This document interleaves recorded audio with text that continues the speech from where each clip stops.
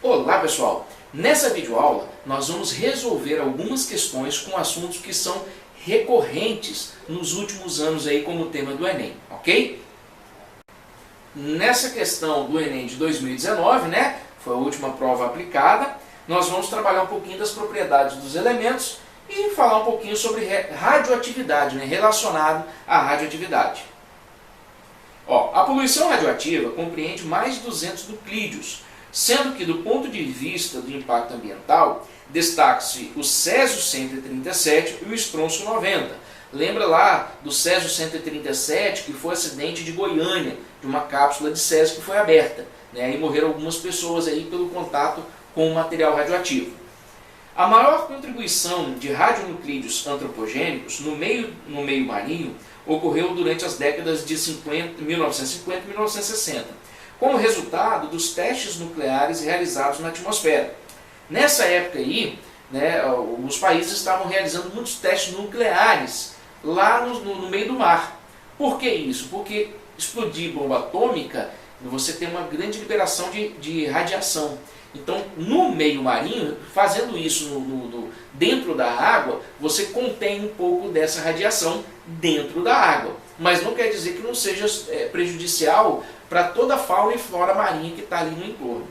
O Estronço 90 pode se acumular nos organismos vivos e em cadeias alimentares e, em razão de sua semelhança química, pode participar no equilíbrio com carbonato e substituir o cálcio em diversos processos biológicos. Então já está dando a dica aí para a gente, olha, ele está falando do estrôncio, né, ele pode se acumular nos organismos, cadeias alimentares e participar do equilíbrio substituindo o cálcio, não é isso? Ao entrar numa cadeia alimentar, da qual o homem faz parte, e em qual tecido do organismo humano, o Estronço 90 será acumulado predominantemente. Então, letra A, cartilaginoso, letra B, sanguíneo, letra C, muscular, letra D, nervoso, letra E, ósseo. O que acontece aí, então? Seguinte, a própria questão me falou que o estrôncio ele vai substituir o cálcio, né, no equilíbrio com o carbonato. Mas por que isso acontece? Porque tanto o cálcio quanto o estrôncio, eles são elementos químicos pertencentes à família dos metais alcalinos terrosos. Então a gente viu lá na aula de tabela periódica que elementos de uma mesma família ou elementos de uma mesma coluna possuem, né, propriedades químicas semelhantes. Então, o estrôncio ele tem essa capacidade de substituir o cálcio porque eles pertencem à mesma família da tabela periódica. Não é isso? Família dos metais alcalinos terrosos. Né? Que você tem lá berílio, magnésio, cálcio, estrôncio, bário e rádio. E aí o que acontece? No nosso caso que a gente está analisando, o cálcio ele faz parte de qual tipo de tecido desses foram listados aí? O cálcio faz parte do tecido ósseo. Né? Desses que foram listados nas opções, ele faz parte do tecido ósseo. Então, no caso aqui, o estrôncio ele vai substituir o cálcio lá no tecido ósseo. Ok?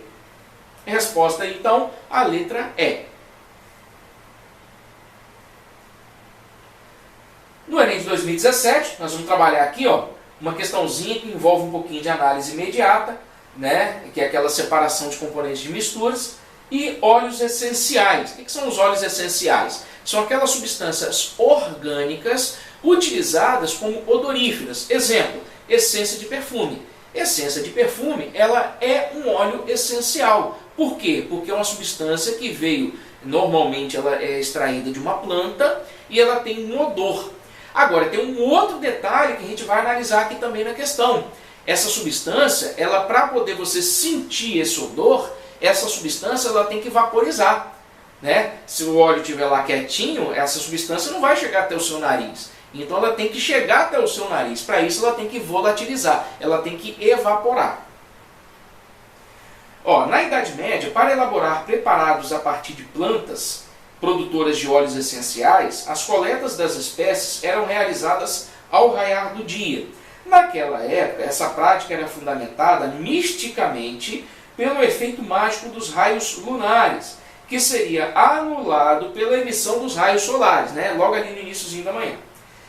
Com a evolução da ciência, foi comprovado que a coleta de algumas espécies ao raiar do dia garante a obtenção de um material com maiores quantidades de óleos essenciais. A explicação científica que justifica essa prática se baseia na letra A, volatilização das substâncias de interesse, letra B, polimerização dos óleos catalisada pela radiação solar, letra C, solubilização das substâncias de interesse pelo orvalho, letra D, oxidação do óleo pelo oxigênio produzido na fotossíntese, letra E, liberação das moléculas do óleo durante o processo de fotossíntese. Vamos lá, primeira coisa, os óleos essenciais, como eu falei, são substâncias que são voláteis, né? Elas são substâncias normalmente lipofílicas, baixa massa molecular e odoríferas e líquidas. Elas têm que emitir um odor, ela tem um odor, ela tem um cheiro, né? Por isso que elas são utilizadas como base para perfume, né? Na perfumaria. Constituídas na maioria das vezes possuem moléculas de natureza terpênica, né? Você tem terpenos. Frequentemente apresentam um odor agradável marcante e podem ser extraídas das partes vegetais através de arraste a vapor com água, hidrodestilação e por solventes orgânicos vapolares. Então é o seguinte, essas substâncias que são os óleos essenciais, elas não são simplesmente liberadas pela planta, igual algumas opções ali mostrou, pela fotossíntese. Elas têm que ser extraídas da planta. Elas têm que ser extraídas por arraste a vapor com água, se ela tiver aí alguma característica de hidrofilia. Ela tem que ser feito um processo aí de extração com solvente orgânico. Então não é um processo muito simples, ok? E aí, ó, em temperatura ambiente, elas apresentam um aspecto oleoso, tendo como principal característica a volatilidade, né? Então, volatilidade por quê? Porque elas vão evaporar e você vai sentir o cheiro. A intensidade luminosa é um fator que influencia a concentração, bem como a composição dos óleos essenciais. Então, ao raiar do dia, o que acontece? Ocorre a volatilização das substâncias constituintes dos óleos essenciais, não é isso? Então, você vai sentir aquele cheiro mais agradável. Por isso que a resposta é a letra A, que é a volatilização de substâncias de interesse, ok? No Enem de 2019, nós vamos trabalhar um pouquinho de questão de titulação. Titulação porque a gente vai falar aí de soluções. E toda titulação, né, você fala bem assim, ah professor, mas eu não estudei especificamente o termo titulação. Não tem problema, porque toda titulação é uma estequiometria. Você vai trabalhar com uma reação química e essa reação química você vai trabalhar com a estequiometria dela. O que é estequiometria? Nós já vimos, né? Você tem uma reação química, a relação do número de mols, e a partir daí você calcula a massa, calcula o que você tem interesse. Um dos parâmetros de controle de qualidade de polpas de frutas destinadas ao consumo como bebida é a acidez total expressa em ácido cítrico, que corresponde à massa dessa substância em 100 gramas de polpa de fruta. O ácido cítrico é uma molécula orgânica que apresenta 3 hidrogênios ionizáveis. Ele é um ácido triprótico e massa molar 192 gramas por mol. Essa informação é importante, hein? Ele tem 3 hidrogênios ionizáveis. O quadro indica o valor mínimo desse parâmetro de qualidade para polpas comerciais de algumas frutas. Então você tem a acerola, o caju, cupuaçu, graviola e maracujá, ok? E o valor mínimo de acidez expressa em termos de ácido cítrico para cada 100 gramas de polpa. A acidez total expressa em ácido cítrico de uma amostra comercial de polpa de fruta foi determinada. No procedimento, adicionou-se água destilada a 2,2 gramas da amostra, 2,2 gramas de polpa. Né? Lembra que lá é para cada 100 gramas, então já sabe que vamos ter que fazer um cálculozinho no final. Após a solubilização do ácido cítrico, o sólido remanescente foi filtrado. A solução obtida foi titulada, então olha só, dissolveu o ácido cítrico. Esse sólido não é ácido cítrico, né? É resíduo. A solução obtida, que seria filtrada, foi titulada com solução de hidróxido de sódio, que é a soda cáustica, não é isso? Então ácido com base, reação que vai formar sal e água. 0,01 mol por litro, em que se consumiram 24 ml da solução básica, que é a solução titulante, ok? Então ele me deu o quanto foi de volume consumido da base e a concentração, que é 0,01 mol por litro. Então já dá para saber quantos mol de base que foi consumido. Lembrando que a soda cáustica é uma base, é uma monobase, tem um hidroxila. E o ácido cítrico, como a questão já informou, ele é um ácido que tem 3 hidrogênios ionizados. Entre as listadas, a amostra analisada pode ser de qual polpa de fruta? Aí vem letra A apenas caju, letra B apenas maracujá, letra C caju e graviola, letra D acerola e cupuaçu e letra E cupuaçu e graviola. Nós vamos ter que fazer o cálculo. Ó, primeira coisa, eu já sei quanto de volume foi gasto da base e a concentração dela. Com isso, eu vou calcular quantos mol de base foram utilizados, não é isso? Porque 0,01 mol por litro é 0,01 mol em 1000 ml, ou seja, 1 litro.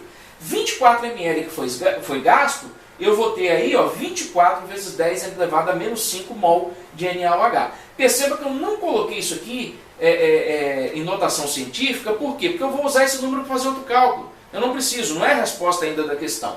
Então só trabalhei com a potência de 10. Depois disso, eu vou calcular a quantidade de mols do ácido cítrico presente em 2,2 gramas da amostra. E como que eu vou fazer isso? Simples, eu vou pegar a reação, tá aqui, ó, 3GNaOH mais 1 mol de ácido cítrico, por quê? Porque o ácido cítrico tem 3 hidrogênios. Para neutralizar 3 hidrogênios, eu vou precisar de 3 hidroxilas, porque a base, que é o NaOH, só fornece 1 hidroxila. Então a estequiometria molar é 3 mol da base para 1 mol do ácido, formando sal e água, que não me interessa quem são, né? Só quero saber qual é a estequiometria. Então tá aqui, ó, 1 mol do ácido é necessário, né, para neutralizar 1 mol do ácido, é necessário 3 mol de base. Então nós vamos montar agora, com essa reação, nós vamos montar a estequiometria do processo. Aí nós temos lá, 3 mol de NaOH reage com 1 mol de ácido cítrico. Mas qual a quantidade de mol de NaOH que foi gasta? Pelo volume e pela concentração, nós calculamos que foi 24 vezes 10 elevado a menos 5 mol de NaOH. Fazendo a continha, eu vou ter o quê? 8 vezes 10 a menos 5 mol de ácido cítrico. Essa é a quantidade de mol. Só que lá na tabela, o que eu tenho é a massa de ácido cítrico por 100 gramas de polpa. Então, o número de mol de ácido cítrico eu vou ter que converter para massa também. E a questão me deu a massa molar dele, de 192 gramas por mol.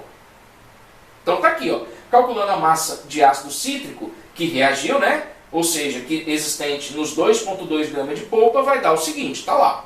1 mol de ácido cítrico, 192 gramas. Informação denunciada da questão. 8 vezes 10 a menos 5 mol, que é a quantidade de mol de ácido cítrico que nós calculamos, vai dar uma massa de ácido cítrico de 0,0153 grama. Não é isso? Lembrando que isso aqui está presente em apenas 2,2 gramas de polpa. Não está em 100. Eu vou ter que jogar isso para 100 ainda, para comparar com a tabela. Aí, ó, calculando a massa de ácido cítrico em 100 gramas de polpa, ó, em 2,2 gramas de polpa, nós encontramos 0,0153 grama. Em 100 gramas de polpa, eu vou achar quanto? Aí eu vou jogar isso para cima, né? Tá lá, 0,69. Então o que é isso? Esse é o valor da acidez total em 100 gramas de polpa. Então lá na tabela eu vou comparar como? 0,69 gramas de ácido cítrico para cada 100 gramas de polpa. E aí, se eu for lá na tabela e comparar, eu vou perceber o seguinte, que exceto as polpas de caju e graviola, todas as demais polpas apresentam um valor mínimo de acidez maior do que isso. Então a resposta que ele quer saber, que é o que foi analisado, é essa aqui, ó, resposta letra C, as polpas de caju e graviola, ok? E aí, nessa questão aqui do Enem de 2019, né, questãozinha também aí, a última prova, nós vamos trabalhar um pouquinho de eletroquímica, a parte de pilhas. Ó, grupos de pesquisas em todo o mundo vêm buscando soluções inovadoras, visando a produção de dispositivos para geração de energia elétrica. Dentre eles, pode-se destacar as baterias de zinco-ar, que combinam o oxigênio atmosférico e o metal zinco em um eletrólito aquoso de caráter alcalino, caráter básico. O esquema de funcionamento da bateria 5A está representado na figura. Então está aqui. Ó. Aqui a gente percebe o seguinte, né? Toda pilha tem que ter eletrodos. Então você tem um eletrodo que ele chamou de eletrodo poroso, o eletrodo do metal zinco. No eletrodo poroso entra o oxigênio, né? A gente pode ver aqui, ó, o oxigênio entra, passa pelo eletrodo poroso e produz hidroxila. Opa, teve uma reação química. De O2 passou para hidroxila, não é isso? Oxigênio com carga 0 para oxigênio com carga 2-. E aí passa pela membrana separadora, em que ela vai permitir só a passagem dos íons. Quando essa hidroxila passa pelo eletrodo de zinco, o que ela faz? Ela pega aqui o zinco metálico, né? Isso é tudo interpretação do desenho, tá, pessoal? Ela pega aqui o zinco metálico. O que é um zinco metálico? O zinco metálico é o Zn, né? Zn com carga 0. É o zinco com carga 0, é o metal zinco. Quando ela passa aqui pelo metal, ela vai formar esse cara aqui, ó, ZnOH4 2-. Ou seja, vai formar o íon do metal zinco, que ele ele vai ter NOx 2+, né? O zinco aí tem NOx fixo, ok? Então esse aqui é o esquema da reação. No funcionamento da bateria, a espécie química formada no anodo é... Aí vem as espécies químicas aí. Bom, primeira coisa, vamos lembrar um pouquinho. No caso das pilhas, e também no caso da eletrólise, né? Tanto faz, só vai mudar aí os pontos. Mas no caso da eletroquímica, o anodo é onde ocorre a reação de oxidação e o catodo é onde ocorre a reação de redução. Então, se ele quer saber a espécie química formada no anodo, ele quer saber onde ocorreu a oxidação, ok? E qual foi a espécie química formada. Fato é, isso já está no esquema, ok? Porque tem todas as espécies envolvidas ali. Ó, então vamos resolver aí. Ó. Primeiro desenho, está lá de novo, não é isso? E aí o que a gente percebe? Aqui na placa de zinco, como eu falei, né? É o zinco metálico, não é isso? Esse zinco metálico aí, ele saiu de Zn0 para ZnOH4 2-. Nesse caso aqui, o zinco tem carga o quê? 2+, não é isso? Opa, então peraí, lembra comigo, oxidação é perda de elétrons, aumento do valor de NOx, redução é ganho de elétrons, diminuição do valor do NOx, não é isso? Se ele saiu de 0 para 2+, ele aumentou o NOx, ele perdeu elétrons, então é onde ocorreu o quê? A oxidação, né? É onde ocorreu a oxidação, e a oxidação ela ocorre sempre no anodo. Então já tem a resposta da questão. Está aqui, ó. A questão já me indicou qual é a substância formada, né? Está lá, ó. É o ZnOH4 2-. E na hidroxila formada no eletrodo poroso, né? Está ali embaixo, ó. Está aqui, ó. A hidroxila está aqui, ó. Estou circulando para vocês, né? Lá embaixo. O NOx do oxigênio é 2-. Ou seja, o oxigênio saiu de 0 para 2-. Ele diminuiu o NOx, ele ganhou elétrons. E isso aí ocorreu o quê? Uma redução. Então o eletrodo poroso ele é o catodo. Ó, reação que ocorre para efeito mais de curiosidade, porque nós já respondemos a questão. Né? A questão já está respondida. Você só olhando ali para a figura já tem condições de responder a questão, por causa dos valores de NOx. Mas aí agregando mais aí um pouquinho de conhecimento, o anodo está ali, ó, a reação que ocorre no anodo, né, com a oxidação do zinco, a reação que ocorre no catodo, que é a redução do oxigênio. Não é isso? Os íons OH- que atravessam a membrana separadora, eles vão se juntar com os íons do zinco para formar justamente a substância que foi indicada na figura, que é o ZnOH4 2-, ok? Conclusão então, no funcionamento da bateria, a espécie química formada no anodo, que é onde ocorreu a oxidação, é o ZnOH4 2-. Resposta letra E. Então, pessoal, ó, mais uma vez, bons estudos para vocês e não deixem de assistir os outros 2 vídeos, né? Assistir os 3 vídeos de revisão, né? Vai estar intitulado como Questões de Revisão do Enem, parte 1, parte 2 e parte 3. Ok, pessoal? Até a próxima!